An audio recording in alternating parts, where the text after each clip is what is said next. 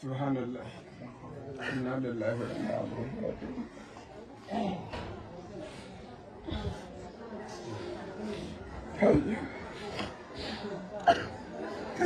Ka je Abuja ka yi kwance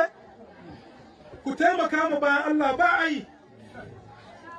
ba a yi yau mai imani da Allah in mai girma gwamna yana da full maganar da zai yi aka harkar da wallahi da yanzu ta ƙare in kuɗi aka sawa ya kashe wannan matsalar wallahi zai sa su amma zalunci mi son ka muku mi wa gaban Allah mi ƙananan yaran da muku mi mata da muku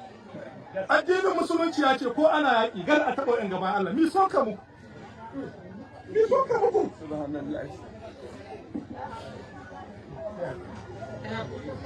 amma yana al'ummar mu dabbobi da al'ummar mu da dabbobi ba su da wani bambanci an mai da rayuwar dabbobi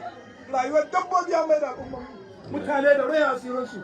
ka ga mace guda tana ta same ta da akwai 10 ta same ta da shanu ta same ta da nomanta in mutane ƴan uwansu na shiga ganin gida a je ƙauyuka a da mutane ka dawo da alheri in ka je daga ƙauye ka fito daga birni ganin gida